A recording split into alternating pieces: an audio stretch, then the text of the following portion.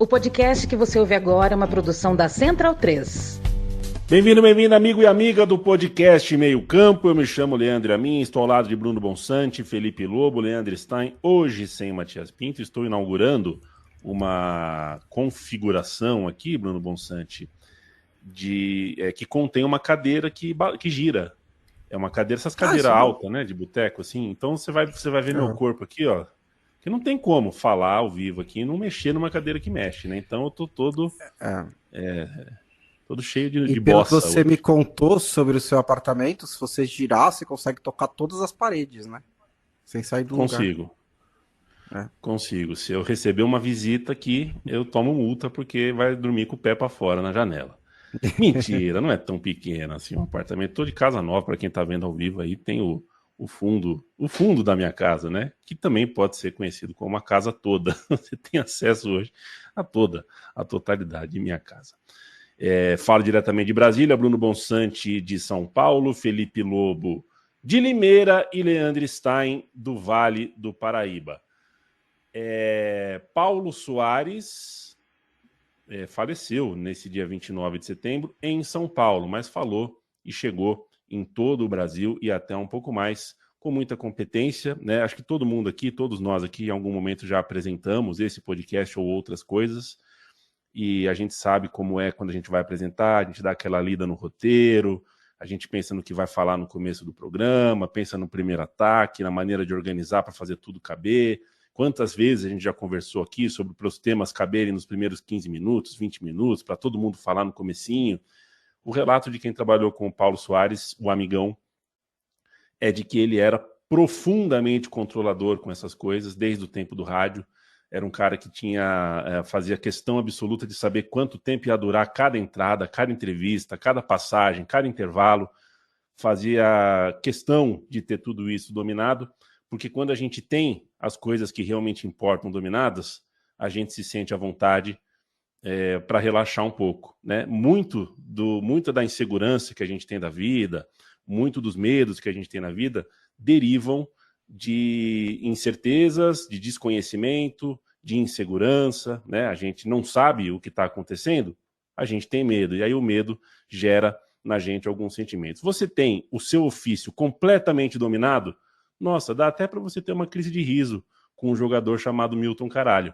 É mais ou menos assim que funcionava o dia a dia do metódico, organizado e, no entanto, conhecido muito mais pela sua leveza, pelo seu coração, pela sua generosidade, do que pelos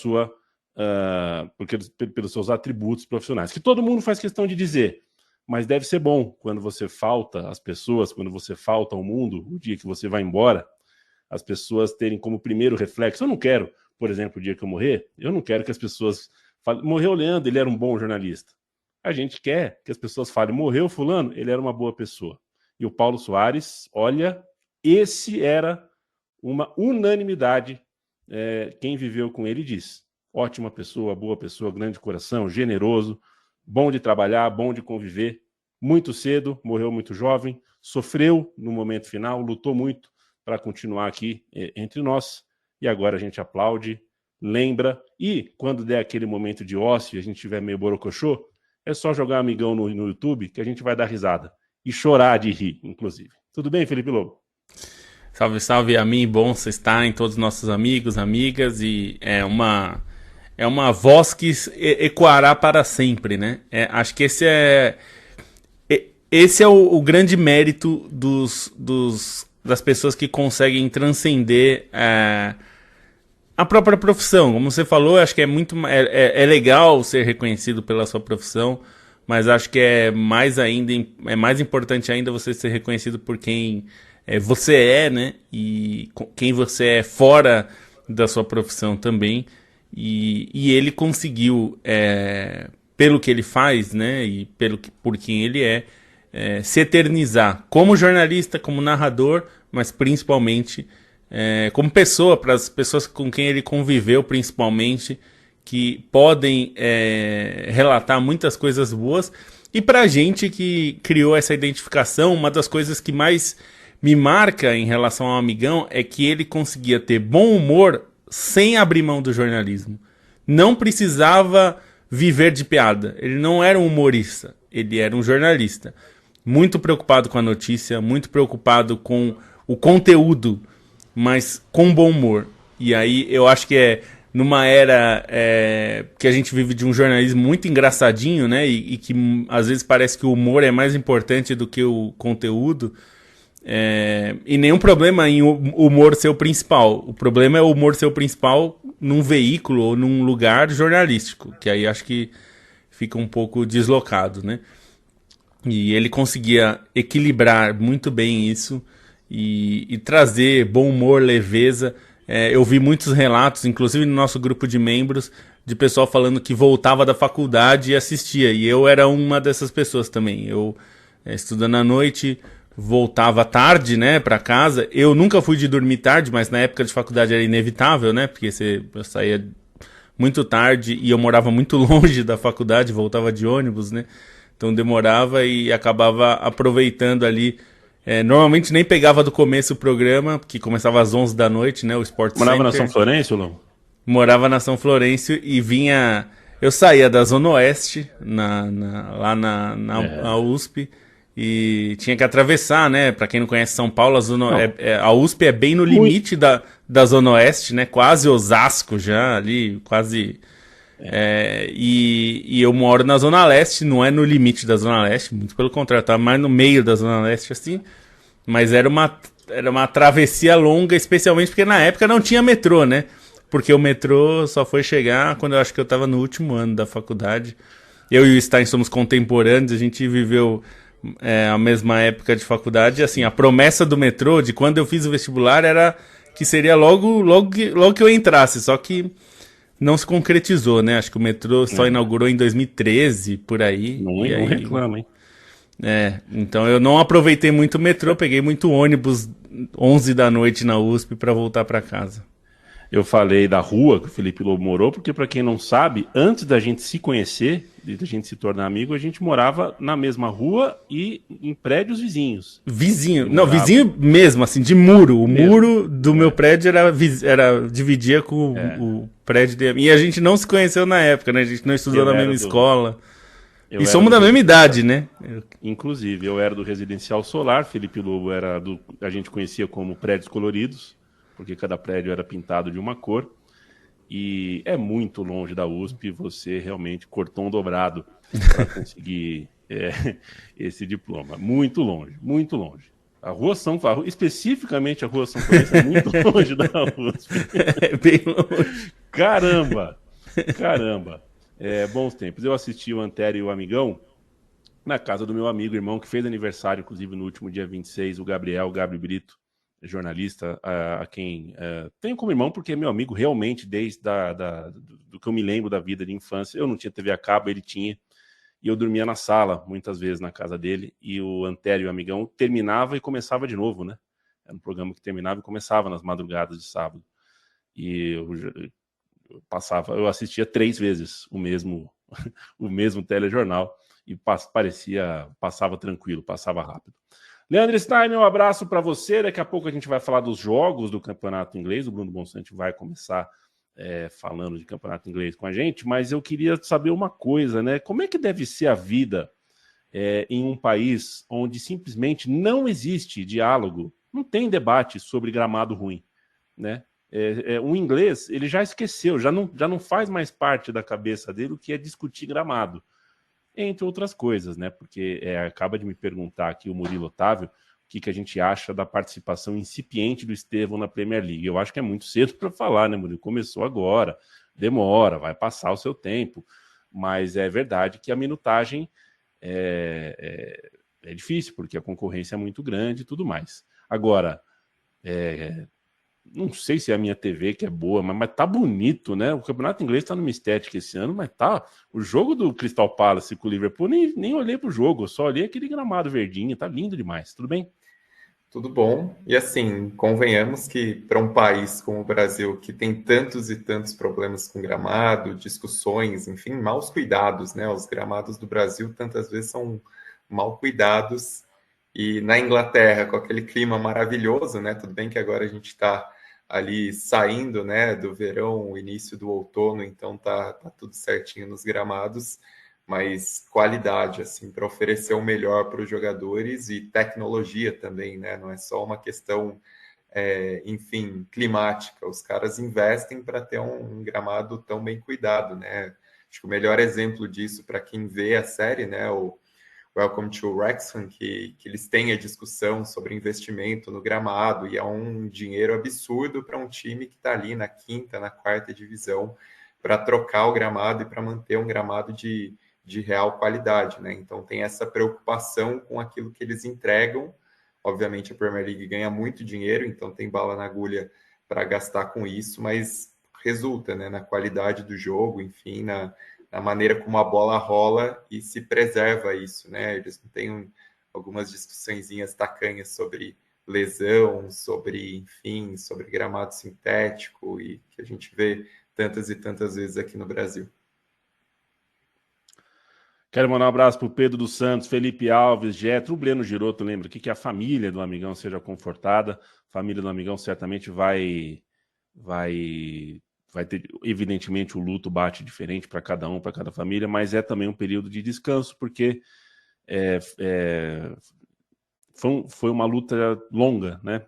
Foi um sofrimento longo, então, e o Amigão deixa a mãe, inclusive, né? O Amigão, infelizmente, a ordem natural das coisas não aconteceu. Não consigo imaginar o que pode ser pior do que uma mãe ver o filho partir, deixa irmãos, deixa esposa, né? E que todos realmente sejam confortados. Bruno Bonsante, meu beijo para você. Mancheta para mim a rodada do campeonato inglês. A palavra é sua. Acho que o principal resultado foi a vitória do Crystal Palace sobre o Liverpool. Era o duelo dos últimos 2 invictos da Premier League, né? E caiu a invencibilidade do Liverpool. O Crystal Palace deu uma aula, na verdade, principalmente no primeiro tempo, de como jogar melhor sem ter posse de bola, né? O Liverpool ficou com a bola a maior parte do tempo, ali 60%, 70% de posse de bola, mas todo mundo, quem via o jogo, tinha certeza de que o Palace era o melhor time. Estava muito bem compacto, só permitiu uma ou outra chance, uma cabeçada do Konaté, uma batida na entrada da área do Gravenberch, e sempre que recuperava a bola, né, apostando ali no erro do Liverpool, criava dificuldades, né? O Alisson fez 2 quase milagres, né? 2 finalizações bem difíceis, uma de frente, uma no contrapé do Daniel Munhoz, Mateta acertou a trave, e o Liverpool também levou o gol, né? O primeiro gol do Crystal Palace, marcado pelo Ismail Assar. No segundo tempo, o Arne Slot mudou já no intervalo, voltou melhor, o Liverpool estava apertando, amassando, não tanto assim, mas estava melhor, e faz o gol com o Chiesa ali no seu momento favorito, né? Passou dos 80 minutos, é gol do Liverpool. E conseguiu arrancar o empate. Aí tá, na narrativa era essa, né? Mais uma vez o Liverpool salvou um ponto nos minutos finais, blá blá blá. Talvez podia até tava pensando, será que vai virar de novo? Só que aconteceu o contrário, né? O Crystal Palace que encontrou o gol com o Nketiah, um gol também que sai de uma jogada de bola parada, uma jogada de cobrança de lateral, que o Liverpool marca muito mal, né? Tem até um desvio do Guehi, que é um jogador que o Liverpool ficou próximo de contratar no começo da temporada, e a bola sobra para o Nketiah fazer o gol, né? O Nketiah, um ex-jogador do Arsenal, então naquele momento estava o gol que ajudou o Arsenal. E acho que o que une tanto o jogo do Liverpool quanto o do Arsenal é essa ênfase que os times da Inglaterra, principalmente, estão dando a bola parada, né? Já era algo que estava crescendo ao longo dos últimos anos, mas nessa temporada parece que é tudo sobre bola parada. Esse time é ruim na bola parada, aquele time é bom na bola parada, todo mundo fazendo bola parada. E acho que é uma tendência, mais ou menos, assim, do que o futebol tem caminhado recentemente. Ainda não me aprofundei tanto nisso, né? Mas vários analistas táticos dizendo quanto aquele estilo de controle de jogo, posse de bola, passes curtos, um jogo mais posicional, tem sido substituído por um estilo de jogo de força física, bola longa e bola parada, né? E acho que o Arsenal é um dos principais exemplos disso hoje em dia, né? E foi assim que conseguiu virar o jogo contra o Newcastle, que é um outro time também de muita bola parada. Mas foi, no geral, um jogo muito bom do Arsenal, né? Mesmo tendo saído atrás, mesmo tendo levado o primeiro gol e conseguiu a virada só no fim, mas o Arsenal criou várias chances contra o Newcastle. O Eze exigiu várias defesas do Raya, né? Foi um duelo meio que particular ali entre o Eze e o Raya. O Eze jogando por dentro, né? Como camisa 10, como meio ofensivo, com o Sakai e com o Trossard pelos lados. Então, numa posição um pouquinho diferente ali, que ele já ocupou pelo Palace, mas ele estava sendo mais ponta esquerda pelo Arsenal. E essa foi uma vitória gigantesca para o Arsenal, né? Não tanto não só para aproveitar o tropeço do Liverpool e se aproximar, mas porque enfrentar o Newcastle fora de casa, poucos times vão conseguir sair com os 3 pontos. E o Arsenal conseguiu. Então esses foram os 2 principais duelos da rodada da Premier League. Não tem muito mais a acrescentar em relação à situação do Manchester United, mas assim, além de tudo, se o Bruno Fernandes não consegue fazer nem gol de pênalti, que vai, para onde vai, né, esse clube? E acho que é engraçado até porque ele perdeu 2 já nessa temporada e os 2 foram contra times do oeste de Londres, né? Então, o negócio tá assim, além de todos os problemas sistêmicos do Manchester United, ainda tá com um azar danado. E eu não sei, assim, as notícias da última semana é que eles querem avaliar o Rubem Amorim numa temporada inteira, tudo bem. Tem essa questão do sistema, que eu tô também um pouquinho, tipo... Tá, eu sei que você acredita no 3-4-3, mas você não dá pra testar, assim, 5 jogos? Assim, dá pra ser pior do que tá sendo? Em que ponto isso vira um pouco de birra mesmo? De eu quero provar que o meu sistema dá certo. É possível que um treinador como o Rubem Amorim construa uma carreira inteira jogando sempre na mesma formação tática, né? E tenha sucesso? Não, a gente achava que o Conte era inflexível, ele mudou esse sistema dele. A gente achava que o Guardiola era inflexível, mudou várias vezes o sistema dele. Klopp mudou várias vezes, o Arne Slot está mudando agora. É natural que mude. Então eu fico pensando assim, não acho que o Rubem Amorim tem que mudar só por mudar porque estão cobrando que ele mude, mas realmente não é possível tentar alguma coisa diferente, porque o que ele está fazendo até agora claramente não tem dado certo. Só para complementar, uma rodada muito interessante se a gente pensar nos vários tropeços, né? Interessante para quem não torce para a maioria dos times do Big Six, que vários deles tropeçaram, né? Além do Liverpool, do Manchester United, que o Bonsa citou, o próprio Chelsea perdendo para o Brighton, né? E tem uma freguesia grande aí. Tudo bem que o Chelsea ficou com um jogador a menos, teve a pressão ali no final na virada do Brighton, o próprio Tottenham escapando por pouco, né? Da derrota para o Wolverhampton, conseguiu o empate ali no apagar das luzes. E assim, se a gente olha a tabela da Premier League, está muito interessante por essas histórias diferentes por enquanto, né? O Crystal Palace é o 3º colocado, o Sunderland é o 5º, e o Sunderland, assim, acho que a gente precisa considerar que de fato é um fenômeno nesse início de temporada, né? Ganhou do Nottingham Forest, que anda mal das pernas, é verdade, fez essa troca inexplicável do Nuno pelo Ange Postecoglou, que, enfim, não vem dando resultado de início, mas o Sunderland contratou bem. Estava até vendo uma estatística, né? Na era Premier League, o Sunderland, dos times promovidos, após 6 rodadas, o Sunderland tem a 3ª maior pontuação da história, né? Só o Blackburn de 92, 93 e o Nottingham Forest 94 e 95 fizeram mais pontos que o Sunderland a essa altura, depois de 6 rodadas, né? O Sunderland com 11 pontos, como contratou muito bem, assim, acho que não sei se vai sustentar essa posição, né? A gente sabe o fôlego dos outros times, enfim, a diferença que faz ter elenco, mas é um Sunderland que vai mostrando que deve passar longe da briga contra o rebaixamento, né? Sempre esse temor dos times recém-promovidos e até o Bournemouth, né? O Bournemouth na 6ª posição é outro time que merece destaque, porque desintegrou a defesa, perdeu vários destaques e continua competitivo.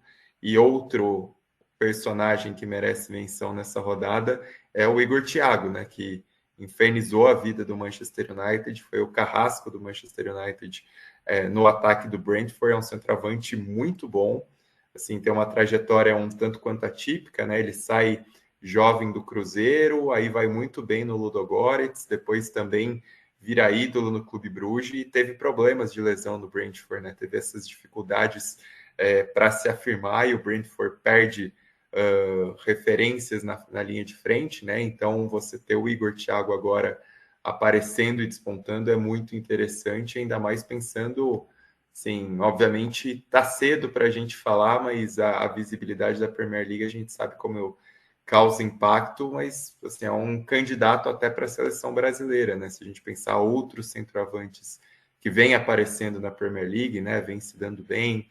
Evanilson, o João Pedro, Richarlison, o Matheus Cunha, que não é um centroavante de fato, mas é um cara que atua ali na frente. Então, você ter esse destaque para o Igor Thiago nesse momento, ainda mais se recuperando desse histórico de lesões, é algo bem positivo para ele. E é um cara que tem talento, né? Tem porte físico, tem um faro de gol apurado e consegue aproveitar muito bem essa bagunça do Manchester United para se projetar no início da Premier League. Quero mandar um abraço para o João Paulo Borgonovi, que manda um beijo a nós. Saudade de você, Borgo. Não nos encontramos dessa vez na final do Campeonato Brasileiro Feminino, uma tradição nossa, né? E nos encontrarmos quando o Corinthians é campeão, que já está virando uma redundância. Luiz Carlos, um abraço. Eduardo Starling, salve craques, boa noite, boa semana, sem cavadinha. Ei, Yuri Alberto, e chorou depois, né? Chorou, fez o gol, chorou. Jogo bom, hein? Jogo bom. Horário péssimo, porque atrapalha o meu Fantástico. Eu sou, assim, 8h30 da manhã, Globo Rural, 8h30 da noite, Fantástico. O meu domingo, ele é alicerçado nessas duas coisas. Rede Globo de televisão. Mas, pô, um Corinthians e Flamengo às 8h30 na Record, porque, assim, termina, não sei se vocês acompanharam, ficou no canal para vocês, mas, assim, terminou o jogo, mas já entrou uma matéria daquelas, assim, carimbão do bispo, assim, sabe? E, puta, a Record é difícil. Aliás, gente, vocês têm alguma opinião? A gente, afinal de contas, porque a gente é time Popó ou a gente é time Vanderlei? Vocês perderam algum minuto pensando nisso? Nossa. Não, eu perdi 1 minuto vendo o vídeo, porque eu achei engraçado, né? Não, eu fui ver, o que porque aconteceu depois ali, mas... eles nunca... A gente vai continuar colocando idoso pra se bater assim pra sempre agora? É uma nova moda? Enquanto tiver empresa disposta a pagar pelo esporte não profissional... Não, o que eu mais lamento não é nem pelo Popó e o Vanderlei, que são caras consagrados e provavelmente têm a vida ganha financeiramente. Eu lamento pelos anteriores que fizeram ótimas lutas ali, a Bia Ferreira, por exemplo, que agora estão iniciando uma carreira profissional. E, enfim, esse evento, eu espero que isso não aconteça, mas esse evento acaba espantando um pouco os patrocinadores, né? Que o patrocinador não quer que tenha aquela palhaçada no final, né? E tudo isso. Então, essa moda dos ex-lutadores ou youtubers lutadores, né? Isso nos Estados Unidos, o Logan Paul, né? Virou moda e tal. Inclusive ele tá no Undisputed, que é o jogo de boxe. Enfim. Mas teve uma coisa legal, viu, Lobo? O quê? Uma coisa legal. Foi no dia que a TV a cabo foi instalada aqui em casa, né? E a TV a cabo veio com uma novidade, que é a função de rebobinar. Eu não tinha isso, nunca tive isso, acho. Se tinha, eu não sabia. E eu tava assistindo a luta, eu assisti. E aí assim que aconteceu a pancadaria, eu fiquei voltando e indo pra frente, pra ver quem deu um moquete em cada um. Então, o craque do jogo pra mim é a Claro TV, que me deu essa tecnologia muito boa. Dei minha risada porque, assim, pra mim é um evento que eu não levo a sério. Então, se é pra não levar a sério, que se saia na mão, eu vou dar risada mesmo. Na hora que for pra gente falar de coisa séria, na Olimpíada, por exemplo, nos Mundiais, a gente tá super disposto a falar sério. Inclusive, como você disse, de atletas sérios e profissionais que fizeram as lutas preliminares. Espero que eles ganhem a bolsa, assim, para fazer as próximas lutas, né? Em vez de a gente ficar chamando Popó, esses caras, pô, faz uma luta principal da Bia, que é um monstro de lutadora, inclusive manteve o título, né? Defendeu o título pela primeira vez e manteve. Então a gente poderia, tá falando hoje, né? Lobo, Espero que a marca lá que patrocinou chame a Bia para fazer agora como headliner, né? Enfim. A gente está falando hoje de Paulo Amigão, né? Que é um mediador, um apresentador. Tem um outro mediador e apresentador que faria miséria com a Bia na mão. Sabe quem é, né? Luciano do Vale.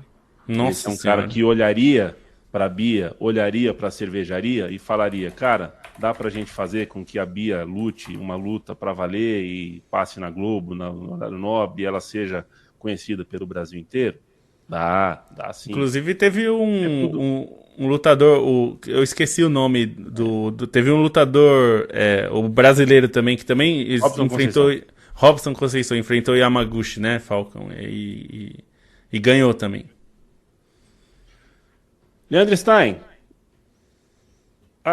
no campeonato italiano eu demorei para falar porque bateu um sanduíche aqui, não sei o que foi que me aconteceu. O Milan ganhou do Napoli por 2-1. O Napoli, que começou 100%, começou a dar suas primeiras rateadas. Não assisti a partida, então não sei se foi o caso ou se foi o Milan que jogou muito bem. É o principal jogo da rodada do fim de semana no futebol italiano. Vamos, a partir desse jogo, então, falar do Calcio. Que tal para você a vitória do Milan? O que isso quer dizer para a campanha do time do Modric? Bom, acho que ainda está cedo para se empolgar com o Milan, né? São 5 rodadas, o Milan está na co-liderança do campeonato italiano aí com 12 pontos, né? Junto com o Napoli e Roma, mas é um início positivo, né? O Milan teve algumas contratações interessantes no mercado de transferências, até acho que o elenco do Milan tinha bons jogadores antes que pareciam subaproveitados, né? O próprio Fofana no meio é um cara que eu gosto muito particularmente, e foi um Milan que conseguiu construir esse resultado num bom primeiro tempo, né? Conseguiu contar ali com um gol rápido, que condiciona a partida, né? O que dá certa tranquilidade, né? O gol logo aos 3 minutos do Saelemaekers, e o Milan, a partir disso, conseguiu, mesmo sem ter o controle da bola, mesmo sem ter tantas finalizações, foi um time que se aproveitou dessa eficiência, né? Nada surpreendente, considerando o estilo de jogo do Massimiliano Allegri, né? O treinador do Milan, que é conhecido por ter boas defesas, por ter times muito competitivos nesse sentido, né? E o Milan conseguiu segurar a pressão do Napoli, sobretudo durante o segundo tempo, né? O Napoli teve volume ofensivo, criou bastante. O Manhã apareceu bem, mas foi o Milan que conseguiu ter essa manutenção do resultado, e o grande destaque inicial dessa Série A, né? Talvez o melhor jogador dessas primeiras rodadas seja o Pulisic. O Pulisic teve outros bons momentos anteriores no Milan, só que às vezes parecia que ele tinha que carregar um time que não estava tão estruturado assim, né? Ele fazia boas partidas, tinha algumas atuações decisivas, mas às vezes era até para safar um pouco um Milan que não vinha produzindo o suficiente, que teve tantos e tantos problemas recentes. Nessa temporada, com o time ganhando um pouquinho mais de estrutura, ganhando um pouquinho mais de identidade, com o trabalho de um técnico que a gente sabe que é bom, embora não seja um baluarte, não seja um treinador tão inventivo, ele sabe montar times competitivos, né? Apesar da última passagem dele pela Juventus, o Pulisic tem conseguido aparecer bem, tem conseguido ser esse diferencial do Milan e vem conduzindo a equipe nesse ótimo início da Série A, né? Acho ainda que é um resultado para a gente avaliar as circunstâncias mais tarde, né? O tanto que esse Milan vai manter a consistência, o tanto que vai impactar na campanha do Napoli. Eu ainda vejo o Napoli como favorito ao título, né? Por aquilo que o Conte já fez na temporada passada, pela qualidade do elenco, pelos jogadores que o Napoli trouxe também para essa temporada, mas é um Milan que, pelo menos com esse resultado,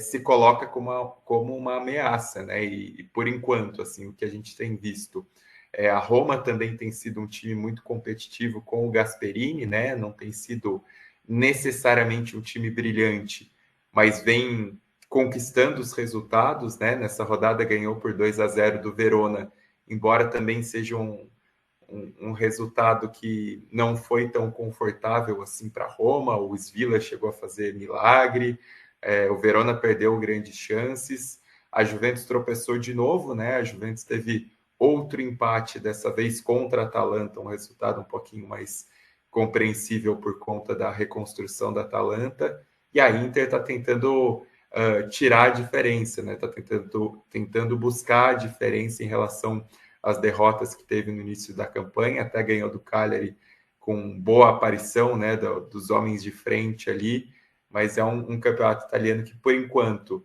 ele se sugere aberto. O Napoli ainda é o time com a coroa e ainda é o time que, se a gente olhar no papel, olhar para o treinador, é o que parece mais pronto para conquistar esse título, mas o Milan dá essa sensação de abertura, né? Porque tem uma equipe que começa a ganhar uma identidade um pouco mais clara, tem boas peças, tem uma liderança imensa como o Modric, né? E aí a gente imagina o impacto que esse cara deve fazer nos vestiários pela vivência dele, por tudo que ele conquistou no Real Madrid, por tudo que ele representa para a seleção da Croácia, e conquistar esse resultado assim num momento de recuperação pro Milan é para dar confiança, né? Pelo menos para tentar olhar nos olhos do Napoli, tentar encarar o Napoli nessa corrida pelo Scudetto. E era um duelo entre dois dos treinadores mais vitoriosos da história da Série A, né? O Allegri tem 6 títulos, só um a menos que o recordista, que é o Trapattoni, com 7, e o Conte tem 5, junto com o Lippi e com o Fábio Capello. Só uma estatística sobre o Pulisic para complementar, que eu achei interessante, eu vi antes do jogo contra o Milan, né? Do jogo contra o Napoli, então tá melhor ainda, mas desde que ele chegou na Série A, no começo da temporada 23-24, então contando 23-24, 24-25 e esse comecinho de 25-26, ele tinha 44 participações diretas a gol, né? 26 gols e 18 assistências, segundo a Opta. E só o Lautaro Martinez, na verdade, nenhum jogador tinha mais contribuições diretas para gol do que o Pulisic. O Lautaro Martinez tinha também exatamente 44. O Pulisic ainda acrescentou um gol e uma assistência. Então, isso só para ilustrar que desde que ele chegou ao Milan, ele tem sido decisivo com frequência, né? Acho que você tem que, lógico, os números a gente sempre dá uma contextualizada, mas ele tem sido um jogador muito importante para o Milan, mesmo que nem sempre pareça também. Até ver essa estatística, eu não tinha tanta noção assim do quanto ele estava sendo tão decisivo assim, rodada a rodada. E é curioso porque o Allegri tem usado ele como um atacante, né? Um segundo atacante ali no esquema do 3-5-2. O Modric se imaginava que ele fosse um meia ofensivo, mais ofensivo do que ele tem sido mais um meia central. E como o Stein destacou o Fofana, que é muito bom jogador, tem ido muito bem no Milan. O Rabiot, que é outro jogador de meio, também tem ido muito bem. Chegou essa temporada, depois da confusão que teve no Olympique de Marseille. E esse meio do Milan é muito bom, né? São caras muito técnicos e que tem uma visão de jogo muito boa. Então você junta Fofana, Modric e Rabiot, você não tem nenhum limpa-trilhos. Todos são jogadores muito bons, que podem chegar à frente, que sabem se posicionar. Então é um meio-campo inteligente do Milan, né? Que é muito marcador quando precisa, especialmente Fofana e o Rabiot, que são mais jovens, né? O Modric, ele se posiciona muito bem, mas é um time interessante de ver. Eu acho que foi importante para o Milan mostrar para ele mesmo e para sua torcida que pode competir no alto. Uma dessas páginas de redes sociais, né? Eu li hoje a imagem do Modric comemorando, né?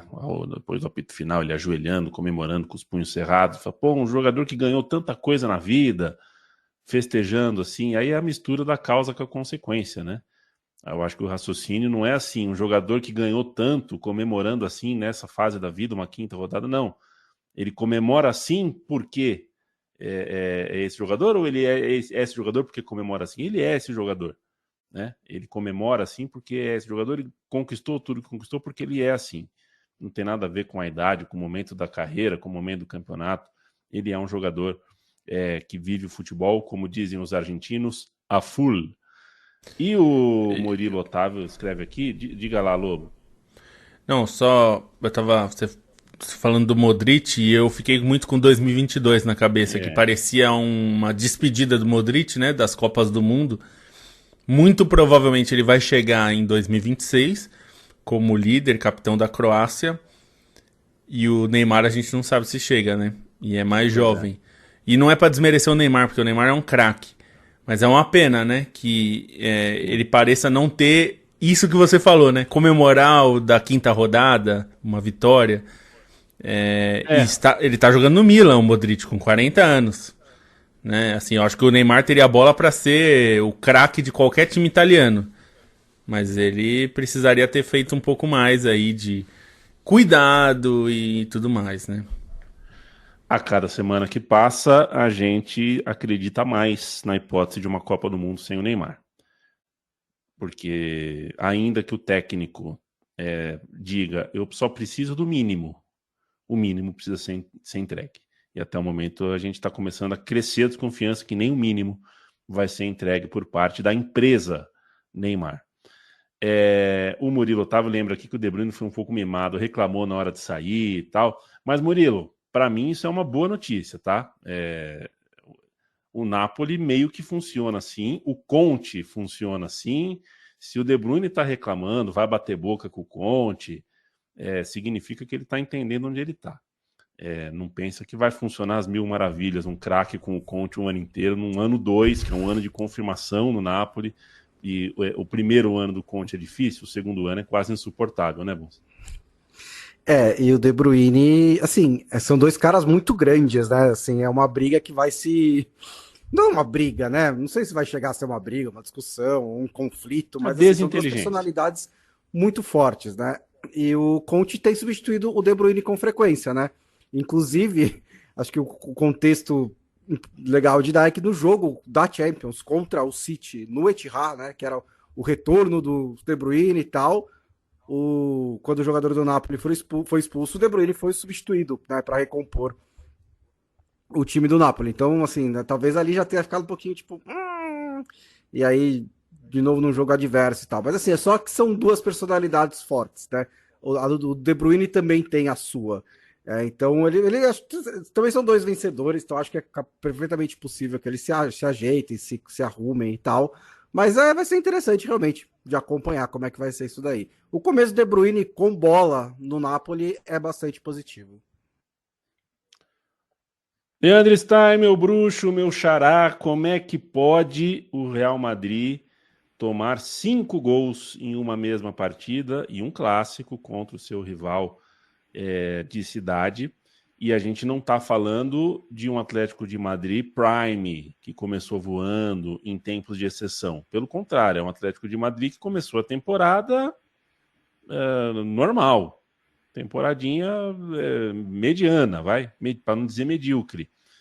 5-2, eu não vi o jogo. O que pode ter acontecido? Bom, é curioso a gente pensar que os dois times começaram a temporada um tanto quanto bagunçados, né? Se a gente pensar no Real Madrid, mesmo com 6 vitórias nas 6 primeiras rodadas, não era um Real Madrid tão convincente. Xabi Alonso acertando os ponteiros, né? E tomando decisões já contestadas mesmo com a sequência de vitória, né? Com a sequência de vitórias em relação aos jogadores escolhidos, a maneira como ele estava tentando impor um pouco o seu estilo de jogo. E o Atlético de Madrid, numa temporada em que a gente sabidamente via o Atlético de Madrid numa reformulação, né, em relação, sobretudo, ao mercado com muitas contratações. O Atlético de Madrid que estava com dificuldades de conseguir criar uma identidade com essas novas peças, né? O Simeone conseguiu o encaixe do time. Tropeços aconteceram, talvez foi um dos momentos, assim, esse início de temporada tenha sido um dos momentos de maior pressão sobre o Simeone nesses anos todos à frente do Atlético de Madrid, né? Porque realmente o time não vinha correspondendo em jogos teoricamente acessíveis, alguns tropeços, sei lá, tropeçar contra o Alavés, jogos realmente pouco convincentes do Atlético de Madrid, e aí um clássico pesa para os dois, né, para os dois lados, e bagunça um pouco mais um cenário que já era incerto para os dois lados. O Atlético de Madrid é curioso, né, se a gente pensar que foi um Atlético de Madrid agressivo no mercado de transferências, contratando sobretudo pro meio-campo, mas são poucas peças dessas novas que foram titulares nesse clássico contra o Real Madrid, né? A gente teve o Rântico na lateral esquerda, teve o Nico Gonzalez na ponta esquerda. O Nico Gonzalez talvez tenha sido a menos repercutida dessas contratações, né? Um jogador que, enfim, não vinha com tanto alarde, né? Se a gente pensar em Almada, em Johnny Cardoso, em Baena, em outros jogadores que talvez ajudassem a mudar a cara do Atlético de Madrid, né? Tudo bem que Johnny e Almada eram desfalques e o Baena ficou no banco, mas é um Atlético de Madrid que conseguiu encontrar um caminho nesse jogo, e o primeiro tempo ele foi mais equilibrado no placar, mas não necessariamente naquilo que a gente viu em campo, né? Porque o Atlético de Madrid já produziu mais, né? Já produziu bem mais ofensivamente, teve mais chances, poderia ter construído um placar realmente confortável já no primeiro tempo, só que o Real Madrid aproveitou, né? Quando teve uma brecha ali, o Mbappé recebeu um grande passe do Arda Güler e conseguiu empatar a partida em 1-1. Depois o Vinícius serviu o próprio Arda Güler para fazer o 2-1. O Atlético de Madrid teve gol anulado, até conseguiu empate nos acréscimos do segundo tempo. E essa superioridade que a gente já viu no primeiro tempo, ela se expressou no segundo de uma maneira clara no placar. E aí, enfim, com o Atlético de Madrid sem dar muitas chances, com o brilhantismo, sobretudo, do Julián Álvares, né, que teve, se a gente estava falando do De Bruyne em relação à substituição, o Julián Álvares também se incomodou em relação a ser substituído e respondeu com 2 ótimas atuações em sequência, e essa no clássico para ficar marcado, né? Sobretudo pelo golaço de falta que ele acabou marcando. Então foi um Atlético de Madrid que, nesse ambiente incerto do clássico, pensando no que é a construção de 2 times, né? Hoje na Liga o Barcelona é claramente um time mais preparado que os 2 principais concorrentes. O Atlético de Madrid foi mais consistente, fez até um pouquinho mais o feijão com arroz tático, né? Daquilo que a gente espera do Simeone, 2 linhas de 4, um time com força no jogo aéreo, com um jogo mais vertical, enquanto o Real Madrid não se acha, né? O Real Madrid testa jogadores, vacila demais na defesa, né? Esse jogo foi outra prova, assim, além dos 5 gols que sofreu, foi um time muito exposto, muito vulnerável. O próprio Courtois ali, em alguns momentos, ficou no mano a mano, né?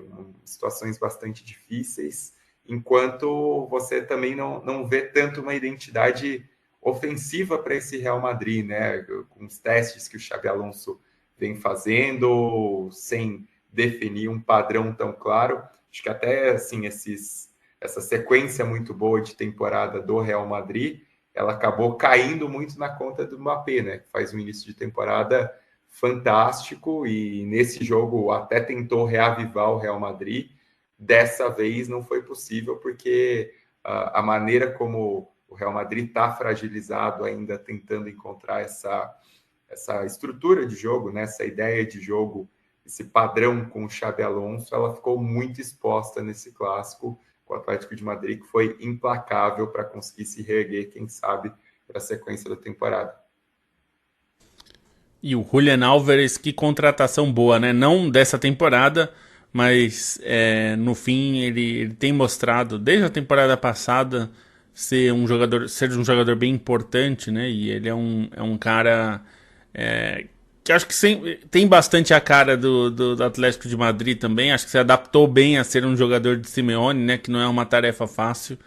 E aparecer em jogos desse tamanho, com esse protagonismo, é algo muito importante, né? Ainda mais pensando, a gente está pensando na Copa do Mundo já, e ele já fez um grande papel em 2022 e agora deve ter um papel até mais importante, pensando que o Messi já não tem o mesmo protagonismo de 22, né? É um jogador que continua sendo um craque, mas não consegue ter o nível de participação. Caras como o Julián Álvares aparecendo desse jeito, acho que é uma ótima notícia para a Argentina. E vamos ver se isso vira a temporada do Atlético, que realmente não estava muito animador até aqui, né?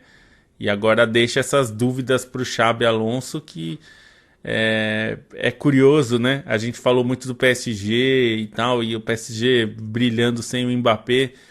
E parece tão difícil encaixar o Mbappé, que é um craque, talvez o melhor jogador tecnicamente em atividade aí, mas é estranho dizer isso, né? Que é difícil fazer o Real Madrid jogar com o Mbappé. Vinha tão bem sem o Mbappé, e desde que o Mbappé chegou tem ótimos momentos. O Mbappé individualmente rende bem, mas coletivamente o time ainda tem sofrido. E agora passa por uma mudança significativa, né? Com a entrada do Xabi Alonso e tudo mais, mas é curioso pensar que um craque às vezes é difícil de encaixar, né?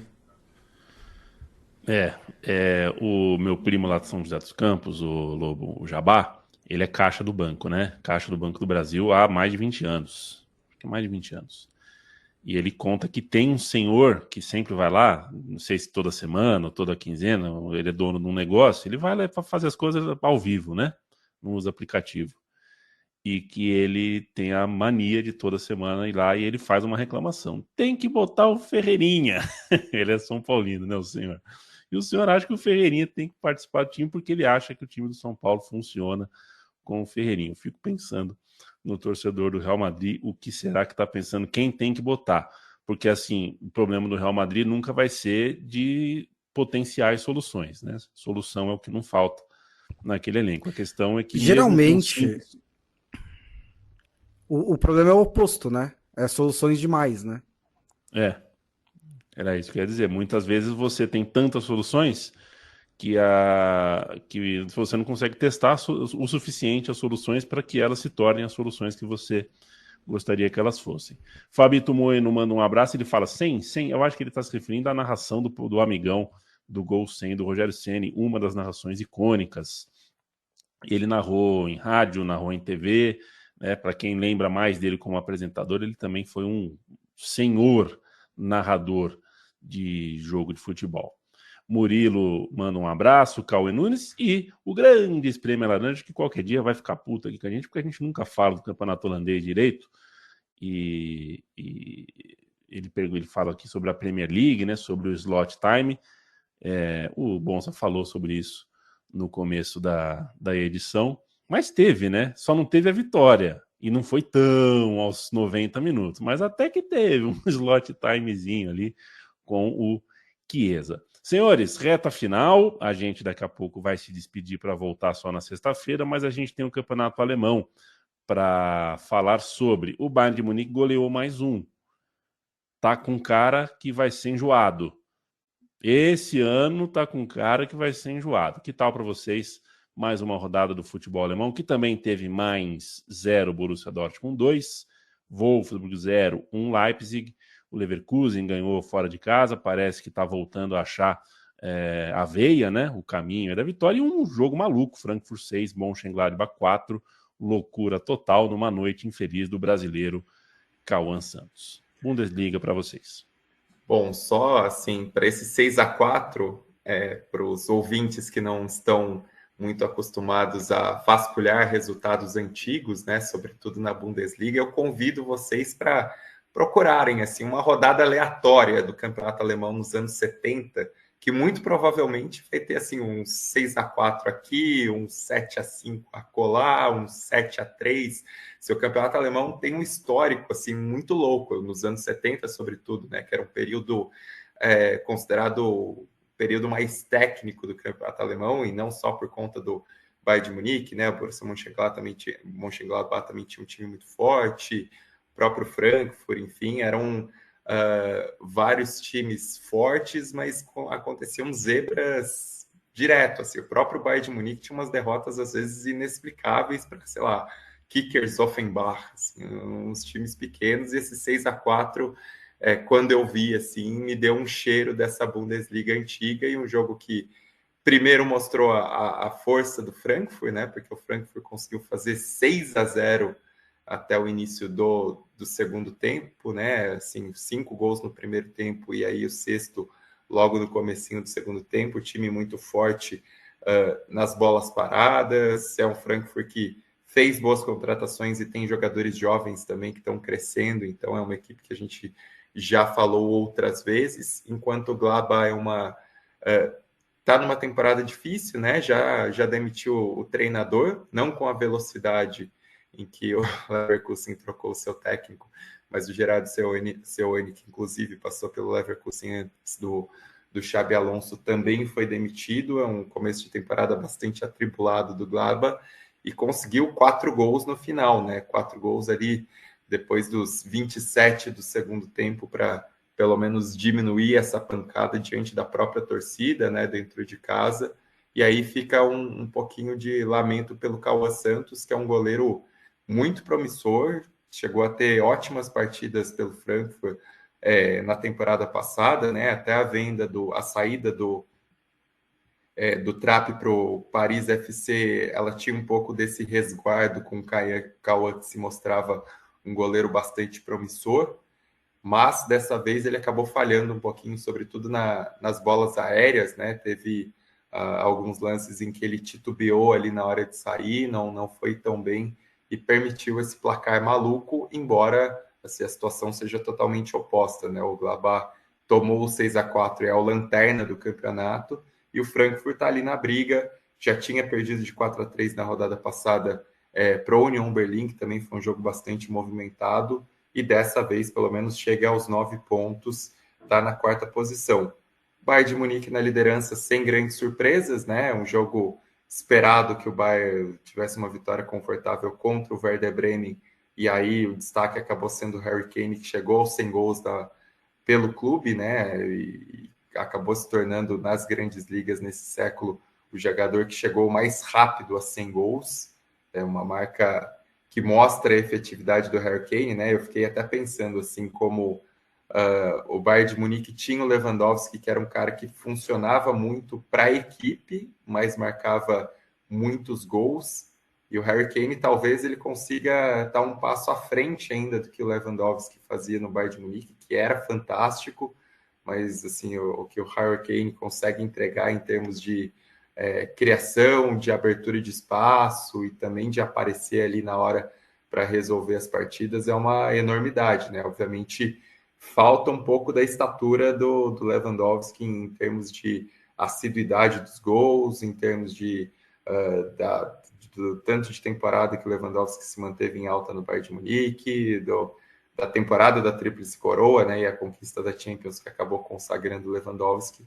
Mas o Harry Kane, assim, em termos de que ele produz para a equipe, também é algo sensacional. E aí a rodada também serviu para ratificar os 2 perseguidores do Bayern de Munique nesse momento, né? O Borussia Dortmund ganhou do Mainz por 2-0 fora de casa, um resultado muito bom do Borussia Dortmund, pensando em algo que até já comentei aqui no programa, que é uma equipe que tem uma boa base titular, talvez um elenco não tão vasto para aguentar a maratona da temporada, mas vai correspondendo, e o Niko Kovac, ao contrário dos prognósticos, ao contrário do que se imaginava quando ele chegou, ele tem conseguido extrair muito de vários jogadores, né? O próprio ADM tem sido brilhante nesse início de temporada, mais uma vez contribuiu para a vitória, e o Leipzig, que acho que é um time que me surpreende, assim, pensando que o Leipzig passou por várias mudanças, né? Os principais jogadores do Leipzig saíram nessa temporada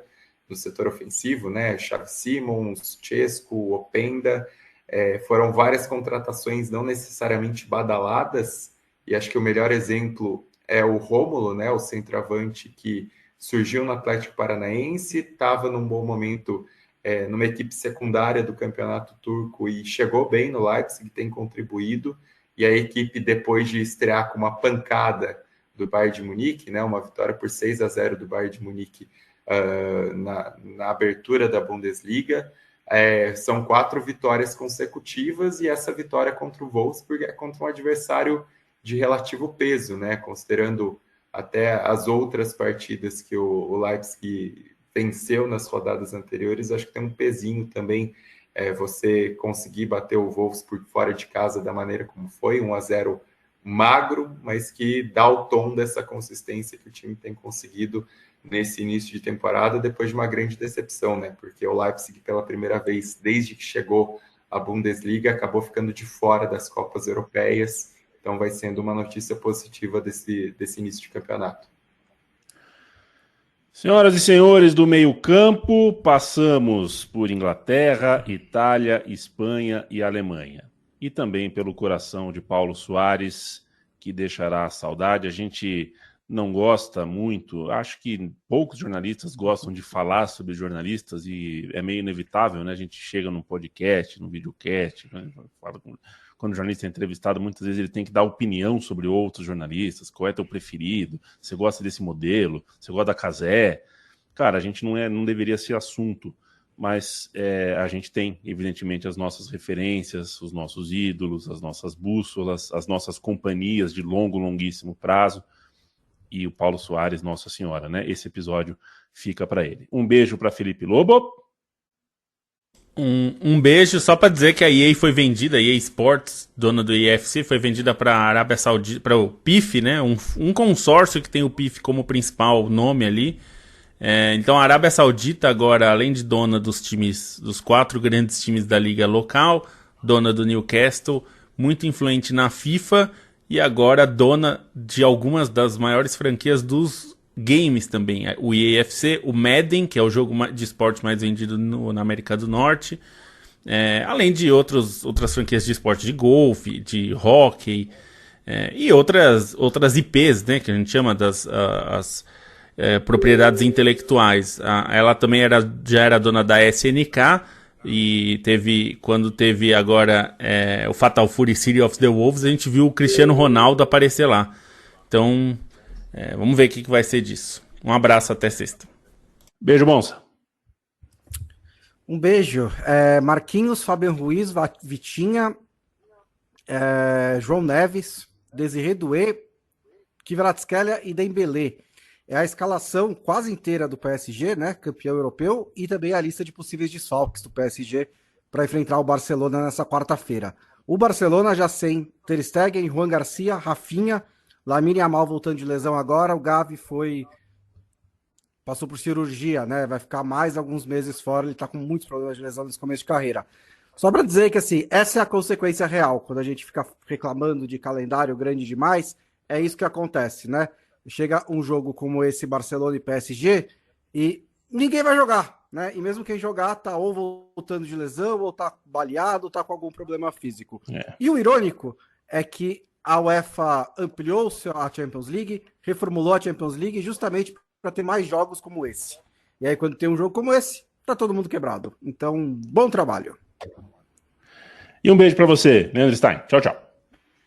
Um beijo, até sexta, e fica o convite para assinarem a newsletter Meio Campo, que teremos edição nessa terça-feira com alguns dos temas tratados aqui no podcast, inclusive outras novidades. Estaremos lá na newsletter também e de volta na sexta-feira aqui no podcast. Valeu, gente. Até sexta-feira. Tchau, tchau.